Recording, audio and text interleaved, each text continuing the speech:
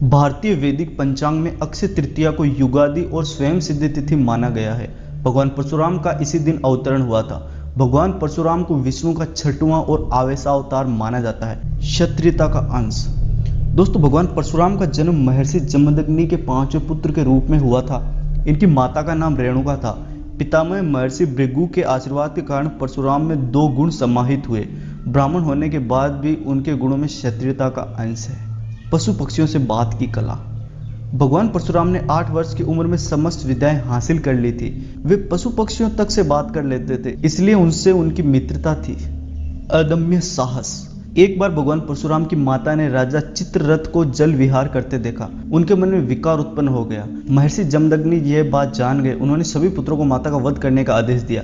शेष पुत्र यह साहस नहीं जुटा पाए, लेकिन परशुराम ने पिता के आदेश पर माता का सिर धड़ से अलग कर दिया। बाद में पिता ने वरदान मांगने को कहा तो उन्होंने माता को जीवित कर देने का वर मांगा। मां रेणुका फिर से जीवित हो गई। ऐसे बने परशुराम। शास्त्रों के अनुसार बाल्यावस्था में परशुराम के माता पिता इन्हें राम कहकर पुकारते थे। पिता के आदेश पर परशुराम जी ने भगवान शिव को प्रसन्न करने के लिए तप शुरू किया। इस दौरान देवताओं पर असुरों ने आक्रमण कर दिया। यह देखकर राम ने बिना किसी अस्त्र के राक्षसों का वध कर डाला। राम का यह पराक्रम देखकर भगवान शिव ने उन्हें अन्य अस्त्र शस्त्रों के साथ एक फरसा भी दिया। इसे धारण करने के कारण वे परशुराम के नाम से विख्यात हुए।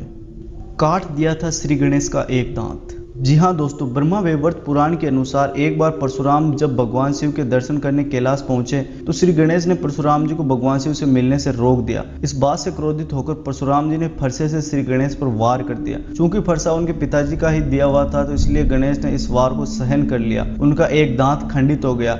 इसी के बाद इनका नाम एकदंत हो गया। अमर है परशुराम। जी हाँ दोस्तों, वैदिक ग्रंथों में कुछ देव पुरुषों को अमरता का वरदान मिला है। इन अष्ट चिरंजीवियों में भगवान परशुराम भी शामिल है। त्रेता में राम से और द्वापर में श्री कृष्ण से उनका संवाद हुआ था। दोस्तों, एक श्लोक के अनुसार अश्वत्थामा, राजा बलि, महर्षि वेदव्यास, हनुमान, विभीषण, कृपाचार्य, भगवान परशुराम तथा ऋषि मार्कंडेय अमर है। ऐसी मान्यता है कि भगवान परशुराम अभी भी कहीं कंदराओं में तपस्यारत है। उनके नाम का स्मरण करते ही शत्रु बाधा दूर हो जाती है। श्री कृष्ण के प्रस्ताव का समर्थन। महाभारत के युद्ध से पहले जब भगवान श्री कृष्ण संधि का प्रस्ताव लेकर धृतराष्ट्र के पास गए थे, उस समय सभा में परशुराम भी उपस्थित थे। परशुराम ने भी धृतराष्ट्र को श्री कृष्ण की बात मान लेने के लिए कहा था। इसलिए किया सहस्त्रबाहु का वध। एक बार महिष्मती देश का राजा कीर्तिवीर्य अर्जुन युद्ध जीतकर जमदग्नि मुनि के आश्रम से निकला। तब वह थोड़ा आराम करने के लिए आश्रम में ही रुक गया। उसने देखा कामधेनु ने बड़ी ही सहजता से पूरी सेना के लिए भोजन की व्यवस्था कर दी है, तो वह कामधेनु के बछड़े को अपने साथ बलपूर्वक ले गया। जब यह बात परशुराम जी को पता चली तो उन्होंने कीर्तिवीर्य अर्जुन यानी सहस्त्रबाहु की 1000 भुजाएं काट दी और उसका वध कर दिया।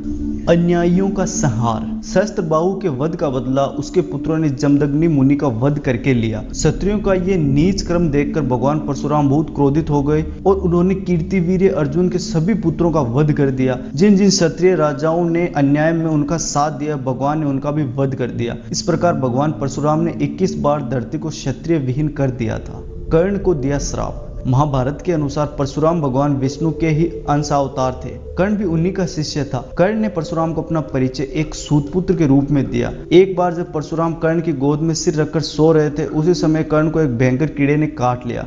गुरु की नींद में विघ्न न आए, यह सोचकर कर्ण दर्द सहते रहे। इससे परशुराम जान गए कि कर्ण क्षत्रिय नहीं है। उन्होंने कर्ण को श्राप दे दिया कि मेरी सिखाई हुई शस्त्र विद्या की जब तुम्हें सबसे अधिक आवश्यकता होगी, उस समय तुम वह विद्या भूल जाओगे।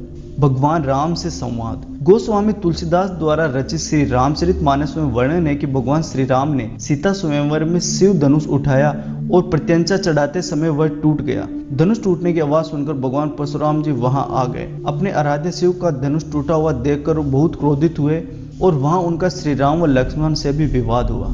जबकि वाल्मीकि रामायण के अनुसार सीता से विवाह के बाद जब श्री राम पुनः अयोध्या लौट रहे थे, तब परशुराम वहां आए और उन्होंने श्री राम से अपने धनुष पर बाण चढ़ाने के लिए कहा। श्री राम ने बाण धनुष पर चढ़ाकर छोड़ दिया। यह देखकर परशुराम को भगवान श्री राम के वास्तविक स्वरूप का ज्ञान हो गया और वे वहां से चले गए। दान कर दी थी पृथ्वी। महाभारत के अनुसार परशुराम का यह क्रोध देखकर महर्षि ऋचिक ने साक्षात प्रकट होकर उन्हें इस घोर पाप कर्म से रोका। तब उन्होंने क्षत्रियों का संहार करना बंद कर दिया और सारी पृथ्वी ब्राह्मणों को दान कर दी और स्वयं महेंद्र पर्वत पर निवास करने लगे थे। ऋषि जमदग्नि और रेणुका के 4 पुत्र थे, जिनमें से परशुराम सबसे छोटे थे। भगवान परशुराम के 3 बड़े भाई थे जिनका नाम रुक्मुवान, सुषेणवसु और विश्वावसु था।